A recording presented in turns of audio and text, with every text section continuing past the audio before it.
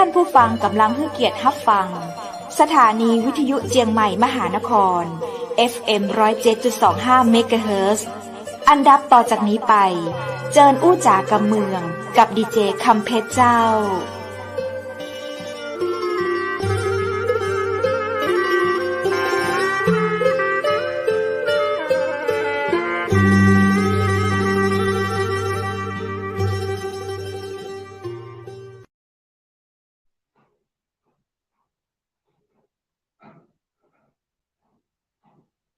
สวัสดีเจ้าสวัสดีคุณผู้ชมที่ฮักและกระเติงหาจับนักนะเจ้ายินดีต้อนรับเข้าสู่รายการอู้จ่ากำเมืองตังเจียงใหม่มหานครแพร่ภาพออกอากาศจากอาคารวังสิงคำอำเภอเมืองจังหวัดเชียงใหม่เจ้า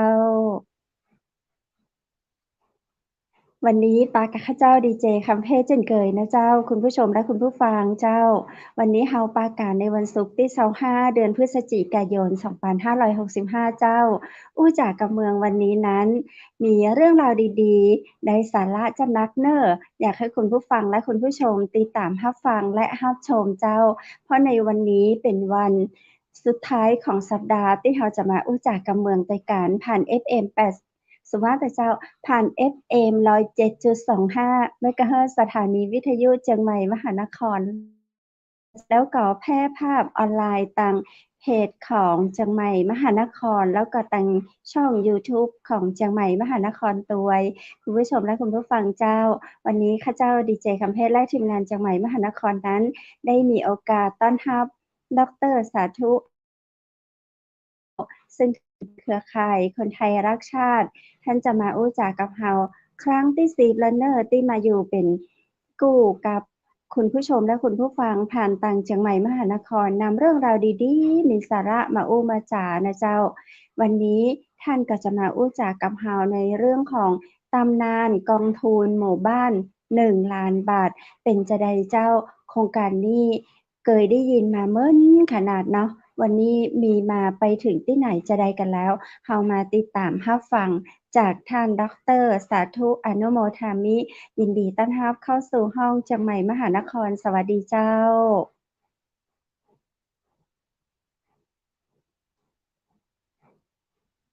ยินดีต้อนรับเจ้าดร.สาธุเจ้า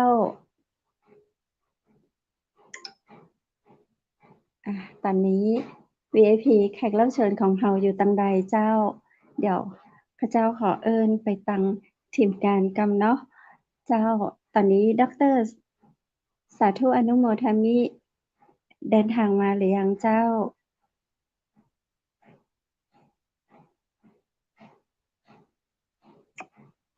เจ้าน่าจะติดภารกิจหรือว่าติดฟ้าติดฝนติดลมหนาวเจ้าคุณผู้ชมและคุณผู้ฟังก็เดี๋ยวเรารอสักกั๊มนะเจ้าเนาะท่านจะมาอู้จากับเรื่องราวดีๆนะเจ้าเนาะเกี่ยวกับตำนานกองทุนหมู่บ้าน1ล้านบาทนะเจ้าประธานเครือข่ายคนไทยรักชาติเนาะท่านก็มีเรื่องราวที่มีสาระมาอู้มาจาให้เราได้ฟังดร.สาธุสวัสดีเจ้าครับสวัสดีครับดีเจคำเพชรและก็ท่านผู้ชมและผู้ฟังเชียงใหม่มหานครนะครับผู้จากกำเมืองอีกครั้งหนึ่งครับเจ้าท่านดร.สาธุสบายดีนะเจ้าสบายดีครับแต่ว่าตอนนี้นี่ที่นนทบุรีนี่ฝนตกหนักมากครับอ๋อตั้งเหนือก็ฝนตกเจ้าครับแต่ก็บ่หนักปานใดเจ้าครับดร.สาธุเจ้าหน้าหนาวปีนี้มีฝนตกเป็นจะใดอะเจ้าก็เพราะหยังยังคะเจ้าอยู่ว่า 2-3 วันมานี้ฝนตกตลอดครับเฉพาะวันนี้นี่นะฝนตกครับเจ้า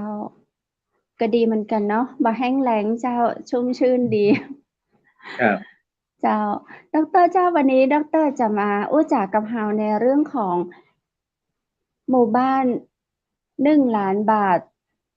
กองทุนหมู่บ้าน1ล้านบาทนี้เจ้าเคยได้ยินมาเมื่อ10กว่าปีแล้วมั้งก็เจ้าครับเจ้าดร.สาธุลองเล่าความเป็นไปเป็นมาของกองทุนหมู่บ้าน1ล้านให้คุณผู้ชมและคุณผู้ฟังฟังพ้องเราเจ้าครับได้ครับด้วยความยินดีเลยครับเพราะว่าได้เป็นคนที่ ทำนโยบายนี้เมื่อประมาณปี 2542 นะครับเริ่มต้นในการทำนโยบายนะครับแล้วก็ได้ไปชี้แจงนะครับกับพี่น้องประชาชนนะครับตามจังหวัดต่างๆตั้งแต่ขอนแก่นนะครับที่อำเภอน้ำพองอันนี้เป็นที่แรกเลยนะครับที่ไปเปิดนโยบายแล้วก็ไปเปิดนโยบายต่อที่อำเภอม่วง30นะครับที่อุบลราชธานีนะครับอันนี้คือที่ไปที่มาของนโยบายกองทุนหมู่บ้าน1 ล้านบาทนะครับก็เลยอยากจะนำมากราบเรียนบอกกับพี่น้องประชาชนทุกท่านได้ทราบถึงตำนานกองทุนหมู่บ้านความเป็นมาอย่างไรนะครับก็ภาพที่เห็นอยู่ที่หน้าจออยู่ขณะนี้นะครับเป็นภาพที่เราได้ไปยื่นเสนอกฎหมายนะครับต่อประธานรัฐสภาคือท่านพิชัยรัตนกุลนะครับเมื่อวันที่8 สิงหาคม ปี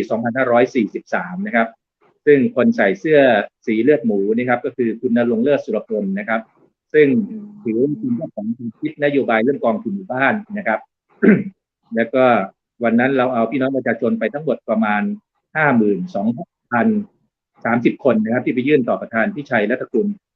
อันนี้เป็นภาพที่เวทีที่ขอนแก่นนะครับต่อจากนั้นอีก1 วันนะครับก็คือวันที่ 9 สิงหาคม ปี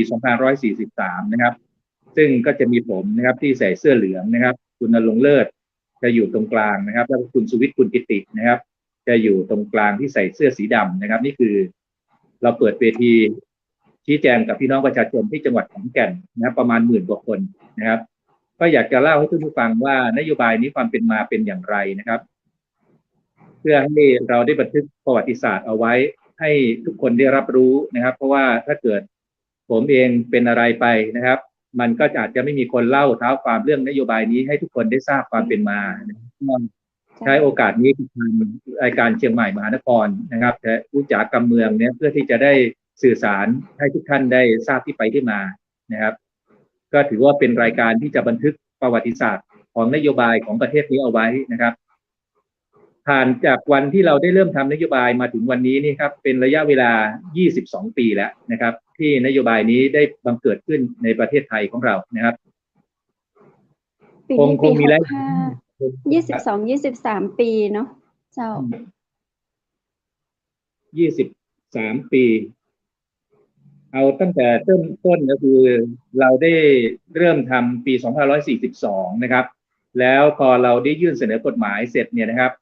เราก็ได้เอาไปให้กับคุณทักษิณชินวัตรนะครับจะมีภาพที่ผมส่งไปให้นะครับที่เป็นตัวหนังสือนะครับนั่นเป็นคำที่คุณทักษิณเนี่ยได้ประกาศขอยืมนโยบายนะครับในที่ประชุมใหญ่ของพรรคไทยรักไทยในขณะนั้นเมื่อวันที่ 26 มีนาคม ปี 2543 นะครับ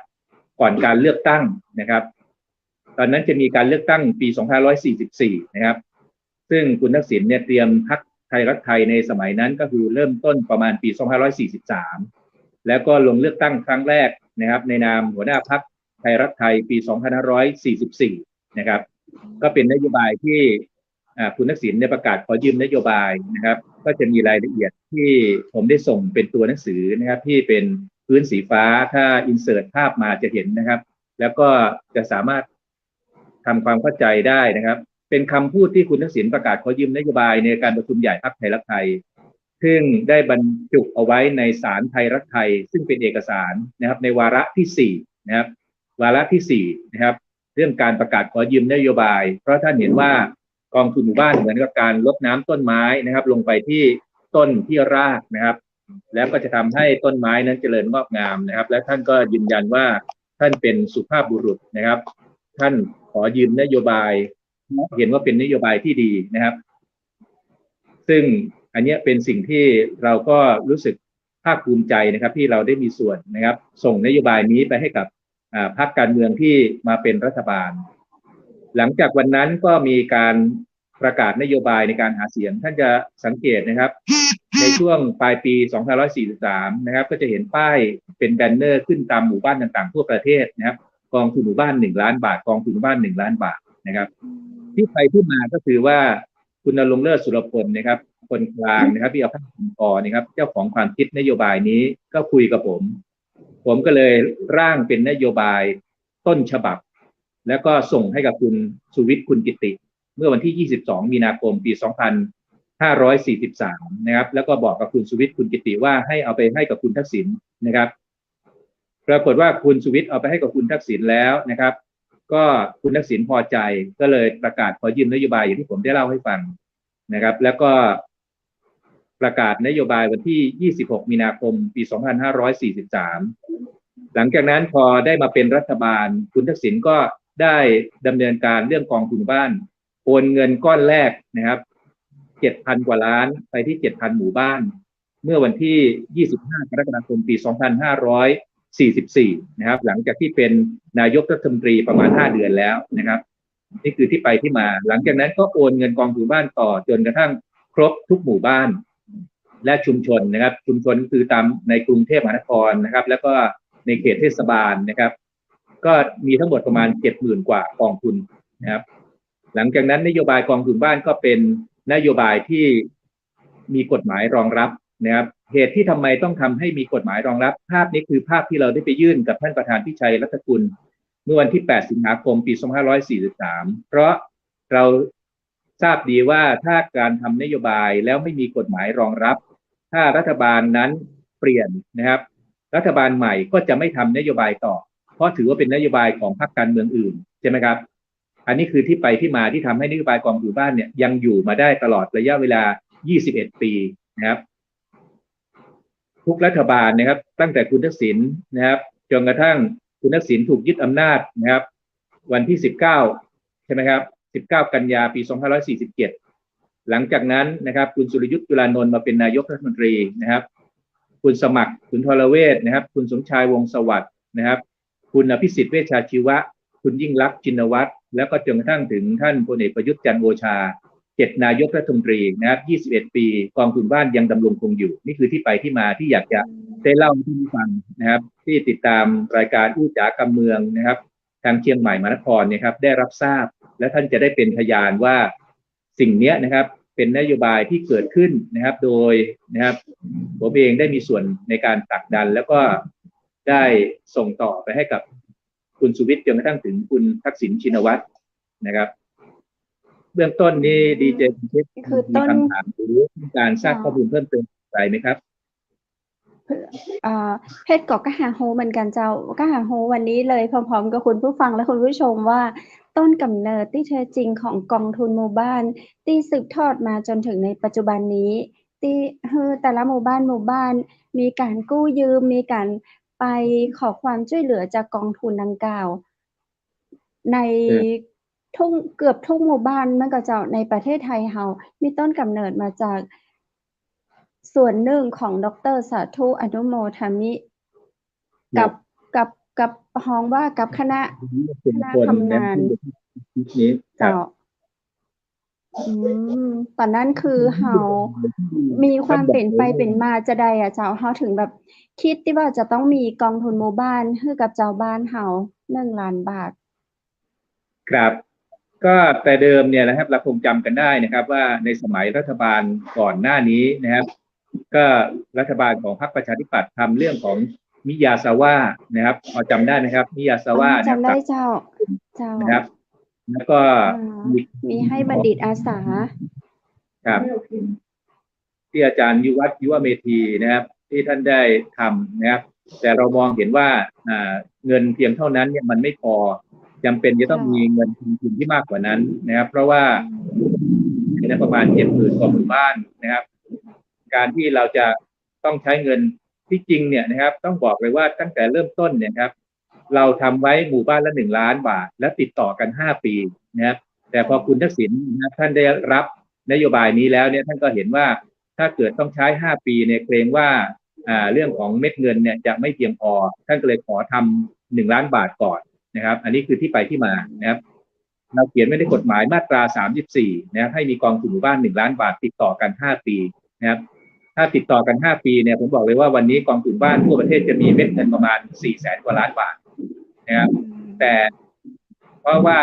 การตัดออกไปนะครับเรียกว่า5 ปีเนี่ยตัดออกไปก็ทำให้ณปัจจุบันนะครับเชื่อไหมครับว่ากองทุนบ้านทุกรัฐบาลทุกนายกรัฐมนตรี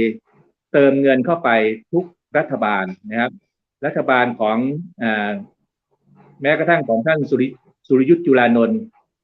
พอท่านมาเป็นนายกรัฐมนตรีต่อจากคุณทักษิณ นะครับมาด้วยการที่พลเอกสนธิบุญยรัตน์กลินเนี่ยยึดอำนาจจากคุณทักษิณนโยบายอื่นๆของคุณทักษิณนะครับจะสังเกตว่าไม่ว่าจะเป็นแปลงสินทรัพย์เป็นทุนนะครับพักหนี้เกษตรกรนโยบาย SML นะครับต่างๆพวกนี้ถูกยกเลิกหมดเลยใช่ไหมครับคงพอจำได้เนาะแต่ว่านโยบายกองทุนบ้าน1 ล้านบาทและก็นโยบาย30 บาทรักษาทุกโรคเนี่ยนะครับของคุณทักษิณเนี่ยยังดำรงคงอยู่เพราะอะไรครับเพราะว่ามันมีกฎหมายรองรับนะครับพอมีกฎหมายรองรับเนี่ยนะครับการที่จะแก้กฎหมายก็อาจจะเป็นความยุ่งยากพอสมควรก็เลยทำให้นโยบายเนี่ยนะครับอยู่ยงคงกระพันมาได้20 กว่าปีนะครับแล้วเหตุที่ท่านดีเจคำเพชรถามก็คือว่าเหตุที่มันเกิดกองทุนบ้านเพราะว่าปี 40 เราจำได้ไหมครับตอนนั้นเราเกิดฟองสบู่แตกนะครับ56 ไฟแนนซ์ถูกนะครับยุบไปเหลืออยู่เพียง2 ไฟแนนซ์ใช่ไหมครับทำให้การเงินนะครับที่ประชาชนจะเข้าถึงเนี่ยเข้าถึงยากเพราะว่าจะเหลือเพียงธนาคารพาณิชย์เพียงไม่กี่แห่งนะครับเราก็มองว่าถ้าเกิดว่าประชาชนเดือดร้อนขึ้นมาเนี่ยครับก็ไม่สามารถที่จะมีเงินอาจจะต้องไปกู้หนี้นอกระบบก็จะเป็นความเดือดร้อนของพี่น้องประชาชนมากขึ้นเราก็เลยคิดว่าถ้าอย่างนี้ต้องเอาเงินซึ่งเป็นภาษีของประชาชนเนี่ยครับผ่านระบบงบประมาณลงไปที่กองทุนหมู่บ้าน1 ล้านบาทนะครับหมู่บ้านละ1 ล้านแล้วก็จะทำให้ประชาชนเนี่ยสามารถที่จะเข้าถึงนะครับแหล่งทุนได้ง่ายขึ้นที่สำคัญก็คือว่าเป็นนโยบายเดียวที่ไม่ต้องมีหน่วยงานมากำกับดูแลนั่นหมายถึงส่วนราชการนะครับเพราะเป็นการตั้งโดยพระราชกฤษฎีกาจัดตั้งกองทุนหมู่บ้านและชุมชนเมืองแห่งชาติเกิดขึ้นครั้งแรกนะครับเสร็จแล้วก็ให้พี่น้องประชาชนเนี่ยมาบริหารจัดการกันเองนะครับที่หมู่บ้านของดีเจคำเพชรมีกองทุนหมู่บ้านด้วยไหมครับได้มีเจ้าครับเคยเข้าไปสัมผัสอยู่เหมือนกันเจ้าครับมีแต่ประชาชนชาวบ้านของเราเลือกกันเองมาเป็นกรรมการกองทุนบ้านบริหารจัดการกันเองใช่ไหมครับเจ้าเพราะวิธีคิดที่เราคิดนโยบายแต่แรกเนี่ยเพราะเรากังวลว่าถ้าเกิดว่าเป็นส่วนราชการบริหารจัดการก็จะเป็นรูปแบบเดิมๆอาจจะไม่เข้าใจความต้องการของพี่น้องประชาชนเท่ากับพี่น้องประชาชนมาบริหารจัดการกันเองเราจึงออกแบบว่าถ้าอย่างนั้นเนี่ยให้ประชาชนมาบริหารจัดการกันเองนะครับโดยรัฐไม่ต้องเข้าไปข้องเกี่ยวไม่ต้องไปยุ่งเกี่ยวเลยนะครับจึงไม่มีหน่วยที่รัฐแม้แต่คนเดียวเข้าไปเป็นกรรมการกองทุนหมู่บ้านเลยนะครับนี่คือเสน่ห์ของนโยบายกองทุนหมู่บ้านที่ประชาชนเนี่ยเป็นเจ้าของอำนาจตัดสินใจด้วยตัวเขาเองการกระจายเม็ดเงินขนาดนี้ลงไปนะครับมันทำให้ประชาชนในหมู่บ้านเช่นต้องการที่จะเอาไปประกอบอาชีพมีทุนในการที่จะเอาไปเลี้ยงหมูไปเปิดร้านก๋วยเตี๋ยวจะไปทำอะไรก็แล้วแต่เนี่ยก็สามารถที่จะมีทุนเบื้องต้นในการที่จะประกอบอาชีพได้นะครับแล้วชาวบ้านเองคนในหมู่บ้านเองจะรู้จักกันเป็นอย่างดีจะรู้ว่าใครทำอะไรอย่างไรใช่ไหมครับเจ้าแล้วพี่สาธุพอโฮกระเจ้าว่าพอเฮามีกองทุนหมู่บ้านขึ้นมาแล้วเฮามีเงิน1 ล้านเฮ้อแล้วเจ้าบ้านเฮาจะสามารถเอาไปเนี่ยอันอย่างได้พ่องนะเจ้าถึงเอาไปทำอะไรได้บ้างครับก็เราเขียนเอาไว้ในวัตถุประสงค์ของกองทุนหมู่บ้านนะครับก็คือการที่หมู่บ้านจะกู้ยืมก้อนแรกเนี่ยประมาณ 20,000 บาทนะครับ 20,000 บาทเนี่ยนะครับโดยที่จะเขียนโครงการเข้าไปขอยืมนะครับกับกองทุนผ่านคณะกรรมการกองทุนนะครับอาจจะยกตัวอย่างว่าที่อยากจะเปิดร้านก๋วยเตี๋ยวใช่ไหมครับก็กู้ยืมเงินไปอยากจะเลี้ยงไก่นะครับเลี้ยงหมูนะครับเลี้ยงกบนะหรือจะเอาไปทำไร่นะครับต่างๆพวกนี้ก็สามารถที่จะมาขอยืมจากกองทุนนี้นะครับโดยจริงๆเขียนเอาไว้เนี่ยนะครับเราไม่ได้ให้วิธีการเหมือนกับปัจจุบันเรียนดีเจคำเพชรและท่านผู้ชมท่านผู้ฟังว่าเราให้ไปเพื่อจะให้เงินก้อนนี้มันหมุนเวียนอยู่ในหมู่บ้านนะครับแต่ปัจจุบันเกิดความคลาดเคลื่อนในนโยบายก็คือว่าพอครบ1 ปีนะครับสมาชิกกองทุนที่กู้ยืมเงินกองทุนบ้านไปก็ต้องเอามาใช้คืนใช่ไหมครับพอมาใช้คืนเนี่ยนะครับบางทีก็ทำให้พี่น้องประชาชนนะบางทีก็อาจจะเดือดร้อนเพราะว่าพอครบปีก็ต้องไปหากู้หนี้ยืมสินมาถ้าเกิดว่าเงินขาดสภาพก็จะมาเสียดอกเบี้ยอีกชั้นหนึ่งนะครับนี่คือสิ่งที่อยากจะชี้แจงให้ทุกท่านได้ทราบนะครับว่าจริงๆแล้วตอนที่เราร่างนโยบายที่เขียนนโยบายเนี่ยเราไม่ได้ให้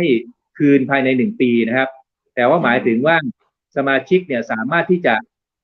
กู้ยืมไปแล้วลงทุนแล้วนะครับสามารถจ่ายเป็นดอกเบี้ยนะครับ รายเดือนก็ได้นะครับแล้วยอด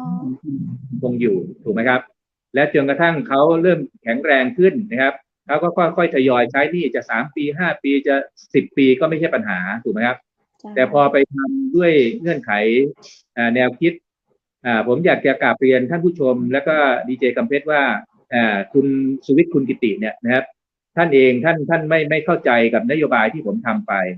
แต่พอถึงเวลาแล้วคุณทักษิณก็เข้าใจว่านโยบายเนี้ยนะครับที่ท่านรับมาจากคุณสุวิทย์เพราะผมเอาไปให้คุณสุวิทย์ก็เลยไม่เข้าใจในรายละเอียดก็เลยไปเอาคณะกรรมการชุดแรกๆเนี่ยครับมาจากกลุ่มสัจจะออมทรัพย์เพราะว่ามันเป็นความผิดของผมก็ต้องยืนยันว่าเป็นความผิดของผมเพราะว่าหลังจากที่เราได้เสนอกฎหมายวันที่8 สิงหาคมปี 2543คุณสุวิทย์คุณกิติเนี่ยก็มากอดคอบอกว่าเดิมผมชื่อวิโรจน์นามสกุลภูลสุขนะครับบอกวิโรจน์ไปทำนโยบายกองทุนบ้านที่พรรคไทยรักไทยกันดีกว่านะครับผมก็บอกว่าผมไม่ไปนะครับผมให้แต่นโยบายแต่ตัวผมเองผมไม่ตามไปนะครับก็เลยทำให้รายละเอียดของนโยบายเนี่ยบางข้อบางตอนเนี่ยมันขาดหายไปก็เลยมาการปรับเปลี่ยนเราจำเป็นจะต้องรับถ้าเกิดว่านโยบายมันไม่สมบูรณ์แบบใช่ไหมครับก็เลย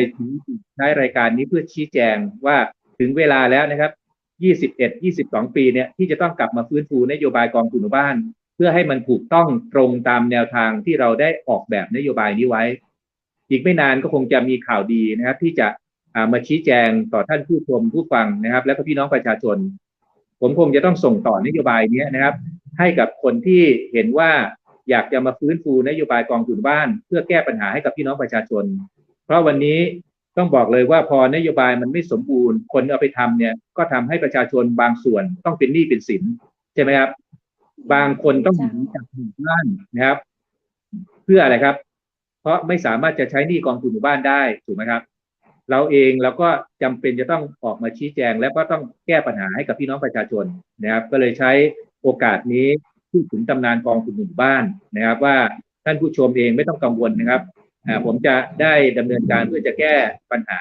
แล้วก็แก้หนี้ให้กับทุกท่านนะครับส่วนใครที่บริหารเงินที่กู้ยืมมาได้ดีนะครับแล้วก็เอามาประกอบอาชีพสามารถที่จะมีรายได้จนกระทั่งสามารถพัฒนาให้เป็นกองทุนก้อนใหญ่ขึ้นเนี่ยครับเราก็จะสามารถส่งเสริมให้เขานะครับมีเม็ดเงินที่ใหญ่กว่านั้นยกตัวอย่างนะครับอย่างเช่นกรณีที่เรากู้ยืมเงินไปเขาเรียกว่าเปิดร้านน้ำพริกปรากฏว่าร้านน้ำพริกของเราเนี่ยนะครับมันขายดีจนกระทั่งขึ้นชื่อในระดับอำเภอระดับจังหวัดนะครับจำเป็นอย่างยิ่งที่จะต้องลงทุนเพิ่มเติมก็สามารถที่จะกู้จากกองทุนหมู่บ้านโดยพัฒนายกระดับเป็นธนาคารกองทุนหมู่บ้านส่วนตรงภาพที่ขึ้นอยู่ขณะนี้ดีเจคัมเพชรเห็นนะครับเป็นตัวหนังสือนะครับที่ผมได้บอกคุณทักษิณเนี่ยนะครับท่านประกาศขอยืมนโยบายในวันที่26 มีนาคม ปี 2543ในการประชุมใหญ่พรรคไทยรักไทยอันนี้จะอยู่ในศาลไทยรักไทยทุกหมู่บ้านที่4ครับทุกชุมชนครับพออ่านพอเห็นตัวหนังสือเล็กๆนี้อ่านไม่ออกก็จะแตกไปค่ะขออนุญาตฟังทางคุณดร.สาธุบรรยายให้ฟังก็ได้เจ้าเนาะเป็นคำที่คุณทักษิณได้ประกาศขอยืมนโยบายนะครับท่านเขียนว่าท่านพูดในที่ประชุมใหญ่พรรคไทยรักไทยในวันนั้นว่านะครับการรดน้ำต้นไม้นะครับต้องรดที่รากนะครับไปรดที่ต้นนะครับเพื่อที่จะให้ต้นไม้นะครับได้ไม่สูญเปล่าไม่เสียน้ำฟรีนะครับแล้วก็ทำให้ต้นไม้นั้นงอกงามนะครับ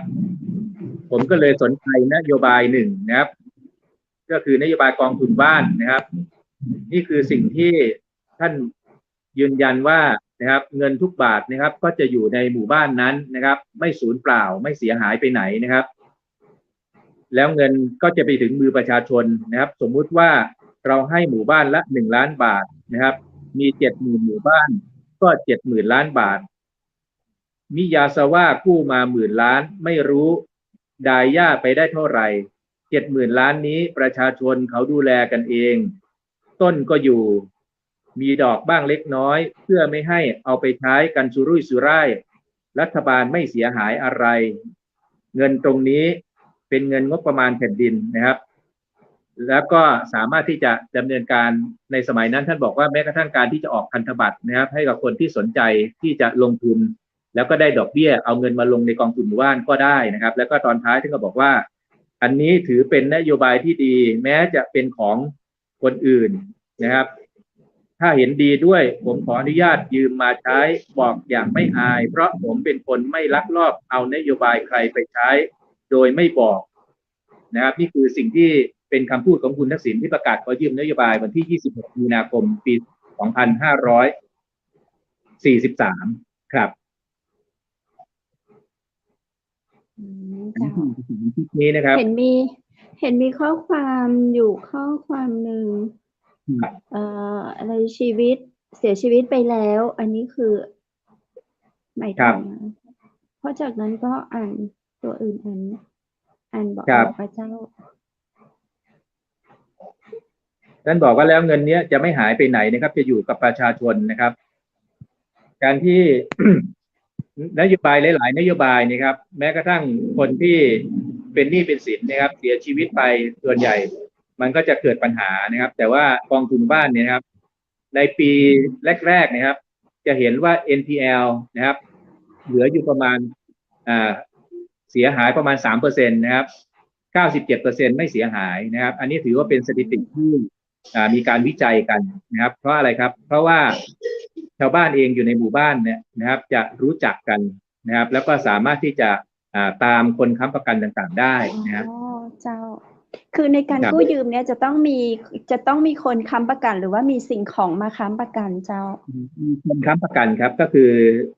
สมาชิกกองทุนหมู่บ้านที่อยู่ในหมู่บ้านเรานั่นแหละครับเพราะจะมีความรู้จักคุ้นเคยกันนะครับใช้มาตรการทางสังคมนะครับส่วนใหญ่นะครับเราไม่ต้องการจับกลุ่ม2 คน 3 คนมาค้ำประกันกันแบบนี้ก็เจ้าใช่แล้วแต่ว่า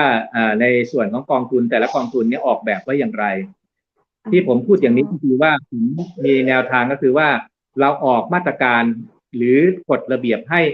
50% อีก 50% เนี่ยนะครับคณะกรรมการกองทุนบ้านและชาวบ้านเองสมาชิกกองทุนเนี่ยไปออกแบบเพิ่มเติมกันเพราะเราเชื่อเข้าใจตัวเองและปัญหาของตัวเองมากกว่าการที่เราจะใช้ระบบไปกำหนด 100%เจ้าแม้ทั้งการเก็บดอกเบี้ยหรือแล้วแต่เนี่ยให้ประชาชนนะครับให้กรรมการกองทุนบ้านกำหนดกันเองเลยนะครับเจ้าดร.สาธุเจ้าแล้วกรณีที่ว่าเปิ้ลได้มากู้เอาเงินกองทุนไป 20,000 บาทแล้วทีนี้ยังเปิ้ลไปเปิดร้านก๋วยเตี๋ยวแล้วร้านก๋วยเตี๋ยวนั้นเกิดเจ๊งขึ้นมาแล้วบ่มีเงินมาคืนเราเจ้าเขาจะมีบทลงโทษปะเจ้า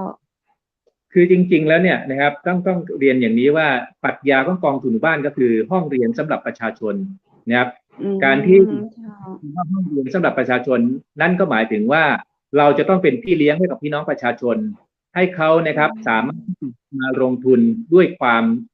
มั่นคงไม่มีความเสี่ยงยกตัวอย่างก็คือว่าเช่นร้านก๋วยเตี๋ยวนะครับพอคณะกรรมการกองทุนบ้านรู้นะครับก็จะต้องหาคนที่มีความเชี่ยวชาญหรือถ้าสมาชิกกองทุนที่เป็นผู้กู้นั้นมีความสามารถหรือมีศักยภาพในการที่จะเป็นพ่อค้าแม่ค้าก๋วยเตี๋ยวรู้ว่าตัวเองมีฝีมือเพียงพอแค่ไหนถูกไหมครับและที่ในหมู่บ้านนั้นมีร้านก๋วยเตี๋ยวกี่ร้านนะครับต้องวิเคราะห์ตรงนี้ด้วยถูกไหมครับถ้าเกิดว่าหมู่บ้านนั้นไม่มีร้านก๋วยเตี๋ยวหรือมีร้านก๋วยเตี๋ยวที่ยังไม่เพียงพอโอกาสที่สมาชิกกู้เงินไปเปิดร้านก๋วยเตี๋ยวก็โอกาสที่จะประสบความสำเร็จก็จะสูงกว่าถูกไหมครับแล้วก็ถึงตรงนั้นนะครับเราก็ไปเป็นพี่เลี้ยงนะครับเรียกว่าทำเทียริ่งก็คือให้คำปรึกษากับสมาชิกที่กู้ไปเปิดร้านก๋วยเตี๋ยวนะครับแล้วถ้าเกิดเขาประสบปัญหาอะไรเราต้องเข้ารีบไปช่วยเหลือนะครับพอช่วยเหลือในระยะต้นนะครับเป็นพี่เลี้ยงเขาประคับประคองเขาไม่ให้เขาล้มเหลวไม่ให้เขาผิดพลาดนะครับโอกาสที่จะเป็นหนี้เสียก็จะน้อยลงถูกไหมครับแล้วถ้าเกิดว่าต้องการทุนเพิ่มเติมเช่นกรณีที่ลงทุนไปแล้ว 20,000 บาทมันยังไม่เพียงพอนะครับเราก็ดูว่าถ้าอย่างนั้นความต้องการของพี่น้องประชาชนที่ต้องการทุนไปเพิ่มเติมเนี่ยนะครับมันเพียงพอมันเหมาะกับการที่จะเปิดร้านก๋วยเตี๋ยวในหมู่บ้านนั้นกำลังซื้อมีมากพอนะครับเราก็ต้องเข้าไปช่วยนะครับในระดับที่2เพื่อไม่ให้เขาเนี่ยล้มเหลวถูกไหมครับ คือเงื่อนไขของหมู่บ้านต้องทำให้เป็นห้องเรียนสำหรับประชาชนต้องเป็นพี่เลี้ยงเขาตลอดระยะเวลานะครับไม่ใช่ว่าพอให้กู้ยืมไปปุ๊บกรรมการก็ไปจับผิดเขาอันนี้มันไม่ถูกต้องนะครับถึงเป็นห้องเรียนประชาชนเนาะครับใช่เป็นห้องไปเรียนรู้ครับแล้วเราไม่ใช้มาตรการทางกฎหมายอันนี้คือหลักการที่เราใช้แต่ต้นแต่พอผู้ที่รู้ไม่ได้ทำก็คือผมเองเนี่ยเป็นคนที่รู้แล้วไม่ได้ไปทำให้ถูกไหมครับคนที่มาทำไม่รู้ก็ทำให้ทำนโยบายเนี่ยคลาดเคลื่อนไประดับหนึ่งนะครับก็เลยถึงเวลาว่าจะต้องมาชี้แจงให้เกิดความเข้าใจถามว่าทำไมในช่วงแรกๆทำไมผมไม่มาชี้แจงเรื่องราวต่างๆเหล่านี้ดีเจคำเพชรสงสัยไหมครับเจ้าครับเพราะว่าถ้าเกิดผมเอานโยบายให้กับใครไปเนี่ยนะครับแล้วเราไปแสดงตัวเป็นเจ้าของนโยบายคนที่เขารับนโยบายเราไปเขาก็มีความรู้สึกว่าถ้าทำแล้วเนี่ยกลายเป็นว่ามาส่งเสริมสนับสนุนให้เราเนี่ยมีชื่อเขาเองเขาก็ถูกประชาชนมองข้ามถูกไหมครับก็จะทำให้เกิดความรู้สึกว่าไม่อยากทำนโยบายนี้ไม่อยากจะรับนโยบายเราไปมันก็เลยเป็นความที่เราจะต้องถึงจะดูว่าผมเองพอรู้ก็พยายามจะไปชี้แจงนะก็กราบเรียนทางคุณดีเจคำเพชรแล้วก็พี่น้องประชาชนว่าผมเองไปชี้แจงที่พรรคไทยรักไทยนะครับขณะนั้นก็มีอาจารย์ปรีดาพัฒนาถาบุตรนะครับซึ่งท่านเป็นอดีตรัฐมนตรีที่ท่านนายกทักษิณตอนที่ท่านเป็นนายตำรวจระดับร้อยตำรวจโทร้อยตำรวจเอกเนี่ยท่านเป็นนายตำรวจติดตามอาจารย์ปรีดาพัฒนาถาบุตรนะครับอาจารย์ปรีดาเนี่ยก็เชิญผมกับคุณณรงค์เลิศสุรพลเนี่ยไปที่พรรคไทยรักไทยนะครับที่อยู่ที่วิภาวดีนะครับก็คืออาคาร AIS นะครับเราก็ไปชี้แจงว่านโยบายรายละเอียดเป็นอย่างไรนะครับพอชี้แจงไปแล้วอาจารย์ปรีดาก็ให้คณะกรรมการที่ทำนโยบายของพรรคไทยรักไทยเนี่ยมานั่งฟังเราพรีเซนต์ให้ฟังแล้วแต่ละช่วงแต่ละจังหวะที่เราดูแล้วมันอาจจะคลาดเคลื่อนไปผมก็จะใช้โอกาสไปพบกับอาจารย์ปรีดาพัฒนาถาบุตรนะครับที่อาคารตึกช้างนะครับอยู่ตรงแยกรัชโยธินนะครับเพื่อจะไปบอกกับอาจารย์ปรีดาว่านโยบายนี้นะครับมันคลาดเคลื่อนไปอย่างไรน่าจะต้องเอาเข้าที่เข้าทางนะครับแล้วก็มีท่านอดีตรู้สึกจะเป็นอธิบดีกรมการปกครองนะครับซึ่งท่านก็ไปร่วมกับพรรคไทยรักไทยในขณะนั้นนะครับท่านได้มาถามนโยบายเรื่องกองทุนบ้านเพิ่มเติมกับผมและคุณณรงค์เลิศสุรพลนะครับผมก็ได้ให้ข้อมูลก็ชี้แจงท่านไปเพิ่มเติมนะครับวันนี้ก็ใช้โอกาสจะชี้แจงเพิ่มเติมผ่านรายการไปนะครับดีเจคำเพชรมีคำถามหรือมีข้อสงสัยนะครับผมก็จะยินดีที่จะให้ข้อมูลนี้เพิ่มเติมนะครับเจ้าวันนี้ก็ได้เข้าใจในเรื่องของตำนานกองทุนหมู่บ้านเงินล้านเนาะเมื่อก่อนเขาก็คือว่าเงินล้านกองทุนหมู่บ้านเจ้ามาจากไหนจะใดวันนี้ได้เข้าใจทางแท้มากขึ้นเจ้าพี่ดร.สาธุนอกจากในเรื่องของกองทุนหมู่บ้านแล้วในการที่ได้ทำให้ประชาชนเหมือนคล้ายๆกองทุนหมู่บ้านหรือว่าในนโยบายอื่นๆนี้พี่สาธุมีส่วนทำโครงการอันใดแหมก็เจ้าครับก็ต้องเรียนอย่างนี้ว่าพอถึงเวลาแล้วเนี่ยผมเองเห็นว่าพอคุณทักษิณเนี่ยนะครับ เป็นนายกรัฐมนตรีแล้วเนี่ยนะครับปรากฏว่านโยบายเป็นที่ประทับใจกับพี่น้องประชาชนจำนวนมากนะครับเราก็มองว่าถ้าเกิดว่าพรรคการเมืองอื่นๆนะครับไม่สามารถจะมีนโยบายมาแข่งกับทางพรรคไทยรักไทยได้นะครับก็อาจจะทำให้การเมืองของเรานะครับมันเป็นการเมืองที่อาจจะห่างชั้นกันมากผมเองก็ใช้โอกาสนะครับคุยกับท่านศาสตราจารย์ดร.อเนกเหล่าธรรมทัศน์นะครับซึ่งปัจจุบันท่านเป็นรัฐมนตรีว่าการกระทรวงอุดมศึกษานะครับวิจัยและนวัตกรรมนะครับท่านอาจารย์อเนกเนี่ยท่านอยู่ตอนนั้นเป็นรองหัวหน้าพรรคประชาธิปัตย์เป็นประธานจัดทำนโยบายของพรรคประชาธิปัตย์ในสมัยที่ท่านบัญญัติบรรทัดฐานเป็นหัวหน้าพรรคตอนปี2548นะครับก็มีโอกาสเอานโยบายไปให้กับพรรคประชาธิปัตย์นะครับแล้วก็หลายๆนโยบายนะครับก็เกิดขึ้นนะครับไม่ว่าจะเป็นอย่างกรณีอาสาสมัครประชาชนทุกคนต้องมีรายได้นะครับผู้สูงอายุ60ปีนะครับมีเงินนะครับที่จะพอจะใช้ในการดำรงชีวิตได้อย่างนี้นะครับก็ยกตัวอย่างนะครับแล้วก็มาในสมัยของคสช.นะครับผมก็ทำนโยบายในเรื่องของสปก. 4.0 ที่ดินทองคำคงพอจะได้ยินนะครับสปก. นี่ครับ เดิมมันชื่อว่าสปก4-01นะครับเขาให้กับประชาชนที่ไม่มีที่ดินทำกินและจะต้องเป็นเกษตรกรเราก็มองว่าถ้าเกิดว่าสปกนะครับมันให้เฉพาะประชาชนที่ยากจนไม่มีที่ดินทำกินนะครับแล้วก็ทำเฉพาะการเกษตรมันก็จะมีแต่จนอย่างเดียวเพราะอะไรครับเพราะว่าที่ดินสปกเนี่ยเอาไปเข้าธนาคารก็ไม่ได้ใช่ไหมครับเพราะว่าพอถึงเวลาทำการเกษตรขึ้นมาประสบปัญหาก็เข้าไปขอความช่วยเหลือจากรัฐในการเยียวยาก็ยาก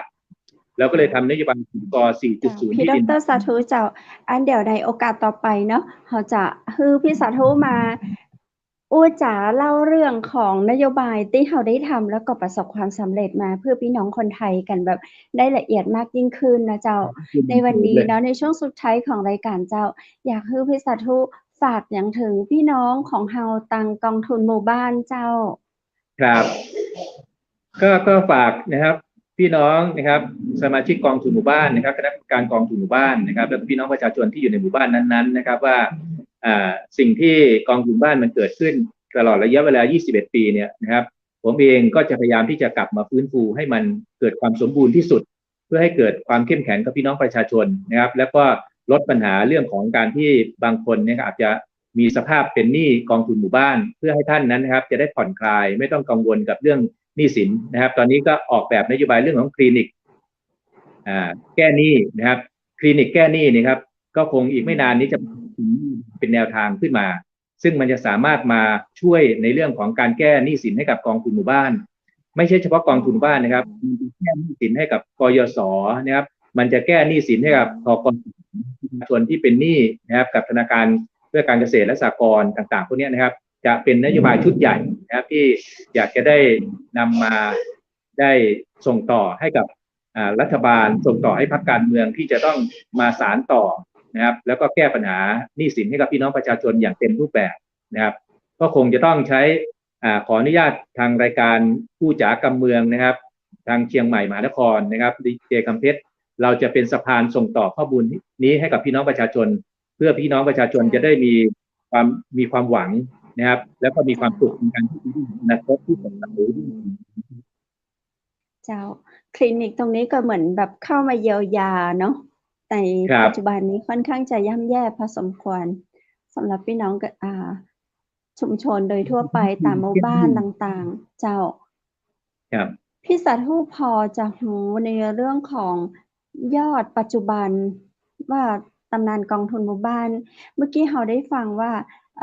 97%นะคะเจ้าอันนั้นคือหลายปีผ่านมาแล้วก็ในปัจจุบันนี้พอมีตัวเลขก็เจ้าครับก็ตัวเลขของกองทุนบ้านเนี่ยต้องเรียนดีเจคำเพชรกับท่านผู้ฟังท่านผู้ชมนะครับว่ามันส่วนใหญ่นะครับเรื่องของ NPL มันจะมีน้อยเพราะอะไรครับเพราะมันเป็นการหลอกก็คืออะไรครับเพราะว่าพอครบรอบ1 ปีนะครับสมาชิกกองทุนบ้านก็จะเอาหนี้มาคืนเพื่อจะกู้ยืมใหม่อีกครั้งหนึ่งเห็นไหมครับเจ้าแล้วถ้าเกิดไม่มีเงินก็ต้องไปกู้นอกระบบมาพอกู้นอกระบบมาก็ไปเสียดอกอีกชั้นหนึ่งใช่ไหมครับพอเสียเสร็จมาคืนกองทุนเสร็จก็ขอยืมไปใหม่ใช่ไหมครับมันก็เลยเป็นตัวเลขหลอกว่ามันไม่มี NPL ที่เป็นน้อยอันนี้มันไม่ใช่วัตถุประสงค์นะครับ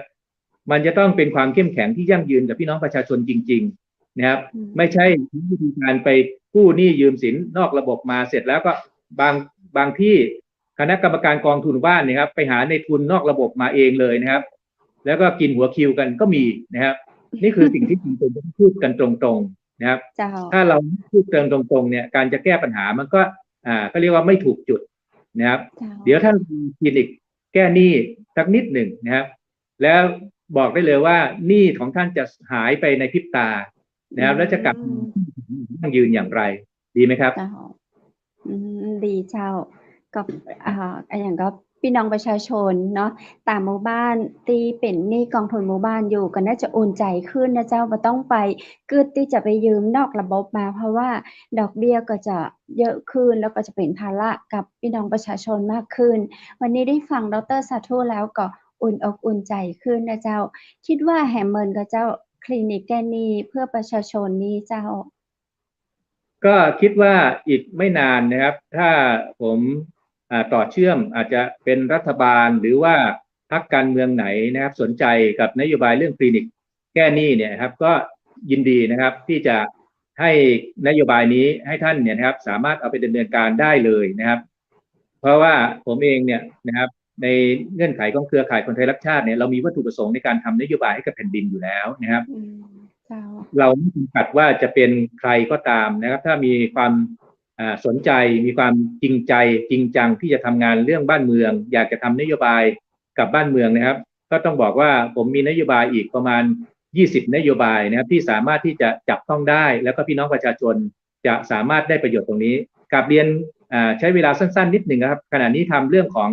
การที่เสนอรัฐบาลทำเรื่องของมาตรการกระตุ้นเศรษฐกิจนะครับโดยเอาที่ดินสปก.นะครับที่ป่าสงวนนะครับแล้วก็เดี๋ยวมาดำเนินการในการที่จะส่งต่อให้พี่น้องประชาชนไปทำประโยชน์นะครับซื้อขายเช่าโอนได้นะครับแล้วก็สามารถที่จะได้เอกสารสิทธิ์ใบสลักสิทธิ์ต่างๆนะครับซึ่งได้เสนอรัฐบาลนะครับเสนอไปที่ท่านนายกรัฐมนตรีนะครับวันนี้ผมก็ตามไปที่ท่านที่ปรึกษานะครับท่านสมภาสนินพันธ์ที่ปรึกษาปลัดสำนักนายกบอกว่าตอนนี้เรื่องนี้นะครับท่านนายกกำลัง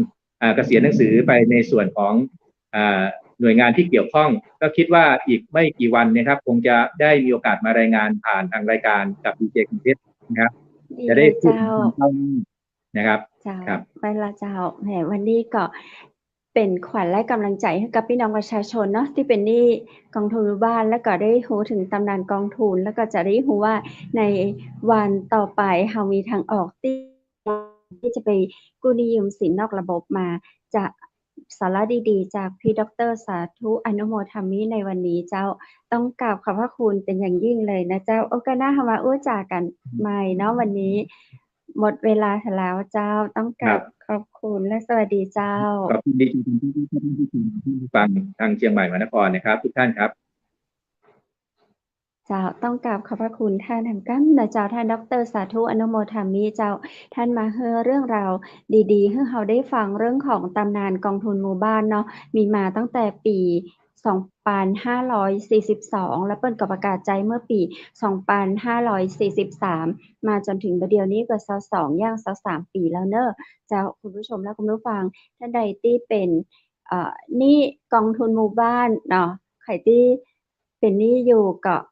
เป็นกำลังใจให้นะเจ้าอย่าเพิ่งท้อเนาะเฮากู้เปิ้นมาเนี่ยหยังก็ทำไปตามวัตถุประสงค์ที่เฮาตั้งใจไปกู้มานะเจ้าเนาะแล้วก็ทำงานนั้นแล้วก็ใช้หนี้ไป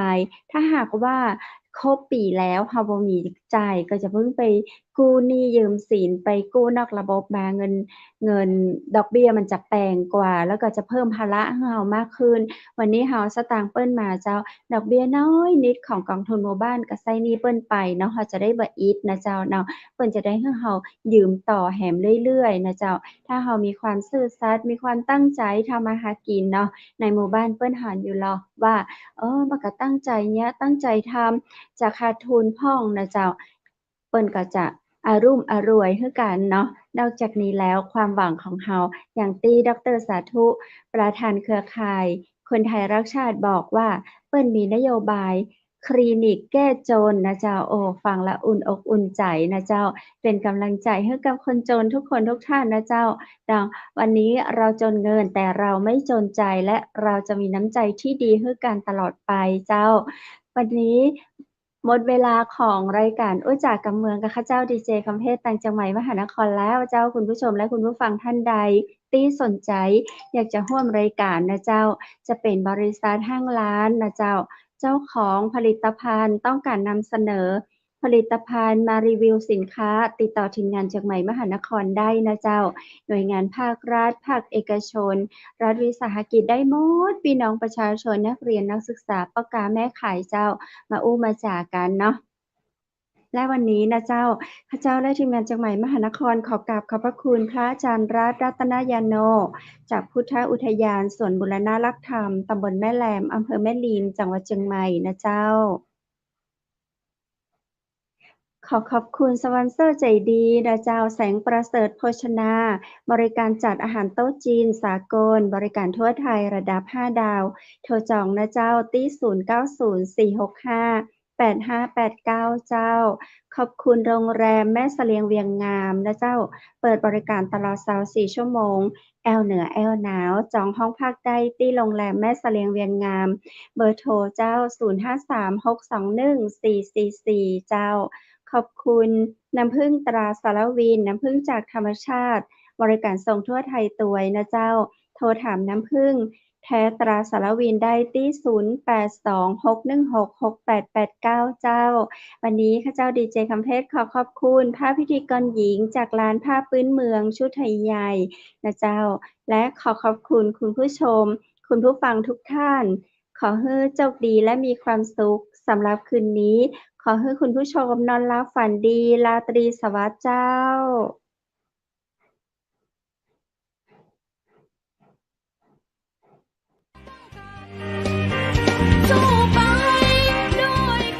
สถานีวิทยุเจียงใหม่มหานคร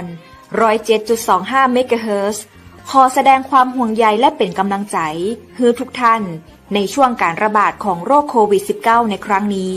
เพื่อลดความเสี่ยงควรสวมหน้ากากอนามัยทุกครั้งล้างมือเป็นประจำขอให้อยู่ที่บ้านให้นักที่สุดด้วยความปรารถนาดีจากหมู่เฮาเจ้าเจียงใหม่มหานคร